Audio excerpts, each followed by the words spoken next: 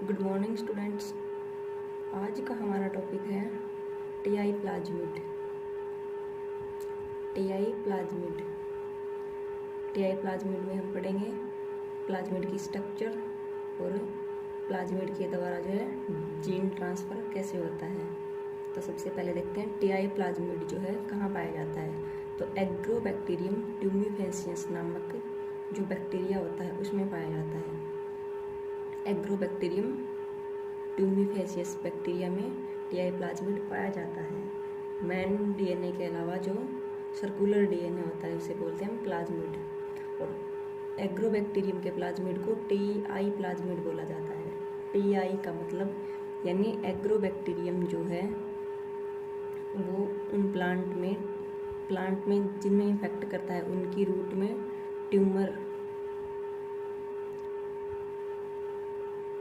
Tumour induce करता है, यानी जैसे अर्बुद जिन्हें बोलते हैं, या कोशिकाओं में अनियंत्रित वृद्धि होती जाती है जिससे उनकी जड़ों में गांठें सी बन जाती है, तो उन्हें बोलते हैं ट्यूमर।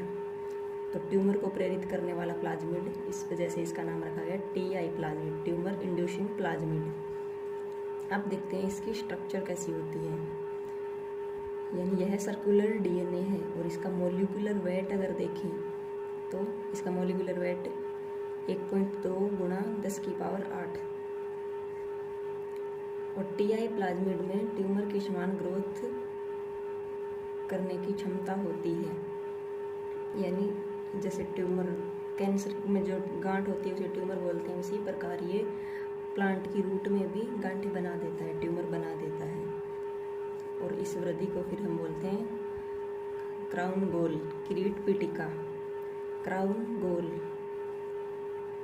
अब आगे हम टीआई प्लाज्मिड जो है इसको हम 4 पार्ट में डिवाइड करते हैं। जैसे प्लाज्मिड स्ट्रक्चर देखें तो टीआई प्लाज्मिड ये रहा और इसे हम 4 पार्ट में अलग अलग डिवाइड करके देखते हैं। तो सबसे पहले होता है इसमें रीजन ए। इस रीजन में, इस क्षेत्र में उपस्थित डीएनए टी डीएनए कहलाता है।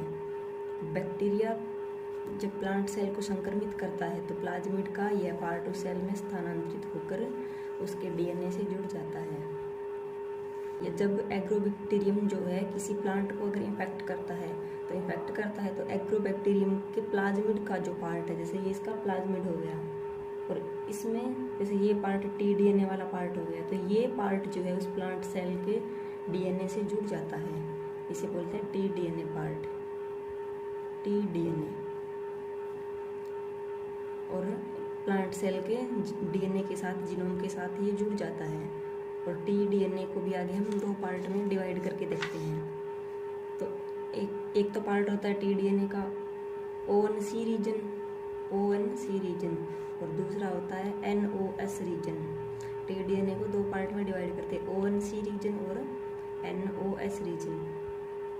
तो ONC रीजन जैसे प्लाज्मिड में इसका ये टीआई का एग्रोबैक्टीरियम का टीआई प्लाज्मिड है और इसमें जैसे टी रीजन ये टी डीएनए ये रहा, और इसे 2 पार्ट में ONC रीजन और एक NOS रीजन में डिवाइड किया जाता है। और यही पार्ट जो है सिर्फ टी डीएनए वाला पार्ट उस प्लांट के जीनोम के साथ जुड़ता है। पूरा प्लाज्मिड ना जुड़कर सिर्फ टी डीएनए वाला पार्ट जुड़ता है। तो ONC रीजन, इसमें 3 जीन होती है। एक तो होती है TMR, दूसरी होती है TMS फर्स्ट और तीसरी है TMS second. TMR, TMS first और TMS सेकंड जीन होती है। ये आइसोपेंटिल एडिनोसिन मोनोफॉस्फेट के संश्लेषण को नियंत्रित करती है। और ये क्या करते हैं फिर, आइसोपेंटिल एडिनोसिन 5 मोनोफॉस्फेट के संश्लेषण को ये तीनों जीन कंट्रोल करती है। और ये फिर करता क्या है, ये ग्रोथ हार्मोन जो होते हैं उनके संश्लेषण में आइसोपेंटिल एडेनोसिन जो है काम आता है, ग्रोथ हार्मोन को संश्लेषित करता है। और फिर ग्रोथ हार्मोन की मात्रा ज़्यादा बढ़ जाने से वो कोशिकाएं क्या हो जाएगी, अनियमित विभाजन करती है, जिससे उनके अंदर ट्यूमर यानी गांठों का निर्माण हो जाता है। कोशिकाओं के विभाजन जो होता है उसकी दर में वृद्धि हो जाती है। उसके बाद है NOS रीजन। टी डीएनए का एक पार्ट ONC रीजन और दूसरा है NOC रीजन। तो टी डीएनए के इस क्षेत्र में वे जीन उपस्थित होते हैं जो ऑक्टोपाइन एंड नोपालिन से संबंधित होते हैं। ऑक्टोपाइन एंड नोपालिन ये ओपाइन्स होते हैं और इनको संश्लेषित करने वाले जीन एनओएस रीजन में पाए जाते हैं। और ये क्या करते हैं, ऑक्टोपाइन सिंथेसिस और नोपालिन सिंथेज को के संश्लेषण को कंट्रोल करते हैं। ऑक्टोपाइन सिंथेज और नोपालिन सिंथेज को कंट्रोल करते हैं कौन, ऑक्टोपाइन और नोपेलाइन। अब देखते हैं रीजन ए देख लीजिए, जिसमें हमने TDNA देखा। आप देखते हैं रीजन बी। रीजन बी जो TI प्लाज्मिड का ओरिजिन ऑफ रेप्लिकेशन साइट होता है। ओरिजिन ऑफ रेप्लिकेशन यानी जैसे प्लाज्मिड में ये दिखा रखा ORI of replication, origin of replication, यानी इस TI प्लाज्मिड में रेप्लिकेशन की क्षमता होती है। और कौन सी साइट की वजह से, ORI साइट इसे बोलते हैं। अगर ये इसमें एब्सेंट हो तो ये क्या नहीं कर सकता, अपनी कॉपी नहीं कर सकता। उसके बाद है रीजन सी।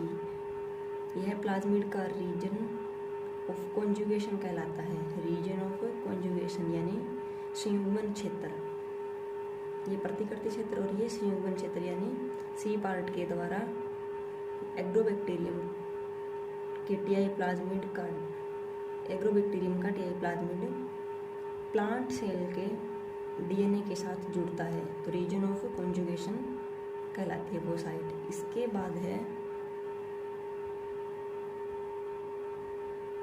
Reason D. ए क्षेत्र, बी क्षेत्र, सी क्षेत्र और अब है क्षेत्र डी। तो TDNA के अलावा यह प्लाज्मिड का दूसरा इम्पोर्टेंट पार्ट है। इसे बोलते हैं VIR रीजन, वायरुलेंस रीजन भी कहा जाता है। तो TDNA यानी ए रीजन में हमने देखा था। अब हम देखते हैं दूसरा इम्पोर्टेंट पार्ट रीजन डी, और इसे बोलते हैं VIR रीजन, वायरुलेंस रीजन। यह TDNA के ट्रांसफर तथा ट्यूमर फॉर्मेशन के लिए आवश्यक पदार्थों का संश्लेषण करने वाले एंजाइमों के निर्माण के लिए जिन जीनों की आवश्यकता होती है वो VIR रीजन में उपस्थित होते हैं। ठीक है, यानी इसमें रीजन डी ये दिखा रखा, रीजन डी, और इसके अंदर वे एंजाइम पाए जाते हैं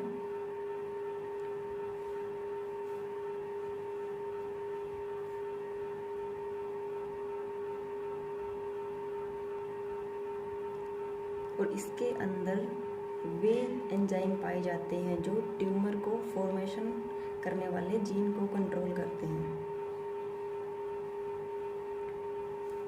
वे VIR रीजन में प्रेजेंट होते हैं, यानी ट्यूमर का निर्माण करने के लिए जो एंजाइम होते हैं उनका संश्लेषण जो जीन करते हैं वो कहाँ मिलेंगे हमें, VIR रीजन में। जैसे A, B, G, C, D, E, तो ये इसका D पार्ट। तो A पार्ट हमने देखा, B पार्ट हमने देखा, C पार्ट देखा, इसका D पार्ट। अब हम देखते हैं,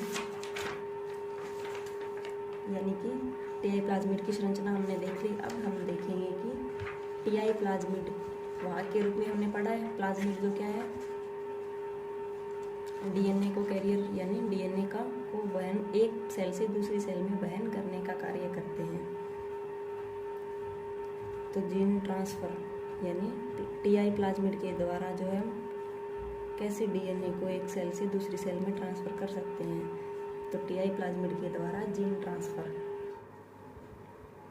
एग्रोबैक्टीरियम जब किसी प्लांट सेल को इन्फेक्ट करता है तो उस सेल के अंदर यानी उस प्लांट की रूट में ट्यूमर उत्पन्न हो जाती है, ट्यूमर बनना शुरू हो जाती है। तो वो ट्यूमर एग्रोबैक्टीरियम के प्लाज्मिड के कौन से पार्ट से बनती है, यानी वो TDNA के द्वारा प्रेरित होती है।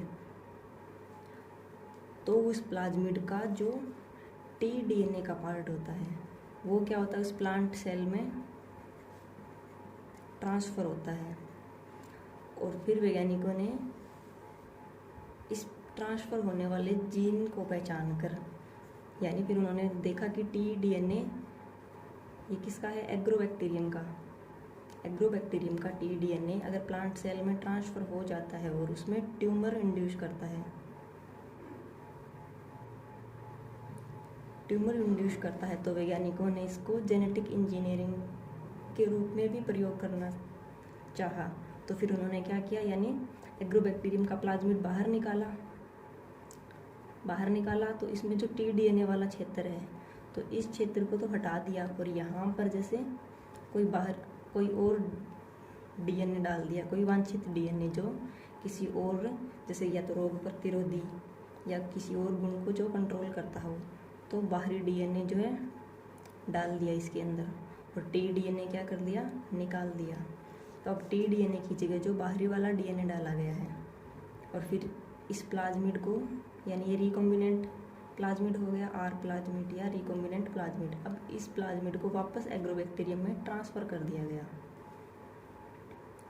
वापस टीडीएनए निकाल लिया और इसकी जगह कोई बाहरी डीएनए डाल दिया, और अब इस प्लाज्मिड को वापस एग्रोबैक्टीरियम में डाल दिया गया, और एग्रोबैक्टीरियम के द्वारा फिर क्या किया गया, किसी प्लांट सेल को इन्फेक्ट करवाया गया।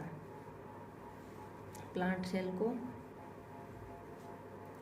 इन्फेक्ट करवाया गया तो क्या होता है, पहले तो टीडीएनए से उसमें ट्यूमर उत्पन्न हो रही थी, लेकिन अब टीडीएनए तो निकाल दिया और कोई वांछित डीएनए डाल दिया।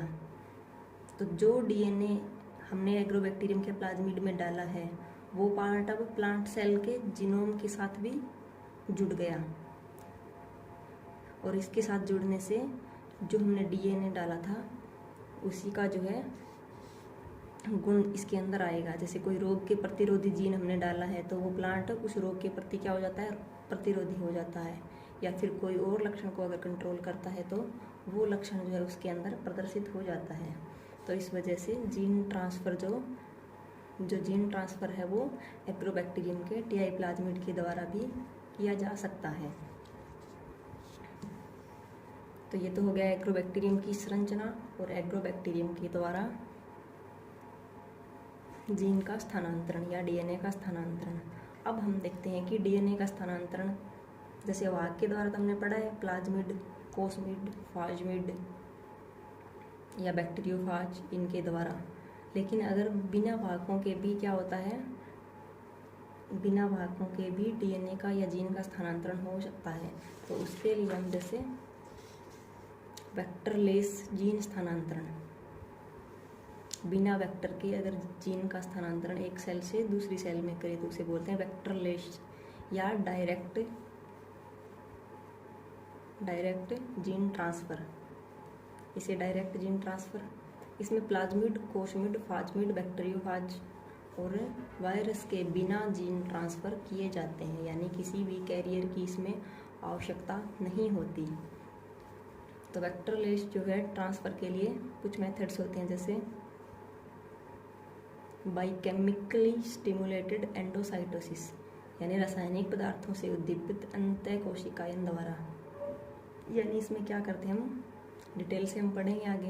यानी इसमें किसी रासायनिक या केमिकल के द्वारा किसी सेल को जो है स्टिमुलेट किया जाता है और उससे वो डीएनए को ग्रहण करने के लिए तैयार हो जाती है।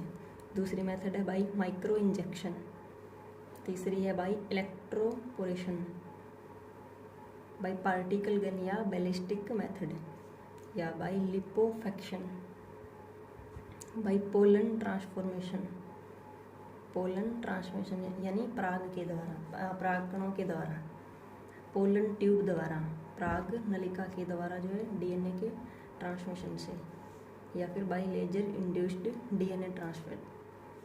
और अगली है बाई फाइबर्स, यानी रेशों के द्वारा जो है जीन का ट्रांसफ़र जो है कैसे किया जाता है। तो बिना वाहक के द्वारा जीन का ट्रांसफ़र एक सेल से दूसरी सेल में अगर किया जाता है तो उसे बोलते हैं वेक्टरलेस जीन ट्रांसफ़र। और वेक्टरलेस तो हमने पढ़ ही लिया, जैसे प्लाज्मिड के द्वारा, जिसमें हमने PBR 322, कोस्मिड, फाज्मिड, और जो एग्रोबैक्टीरियम का हमने पढ़ा है वो भी क्या है, वेक्टरनेस यानी वेक्टर सहित जीन ट्रांसफ़र। तो इन मेथड को हम नेक्स्ट वीडियो में करेंगे।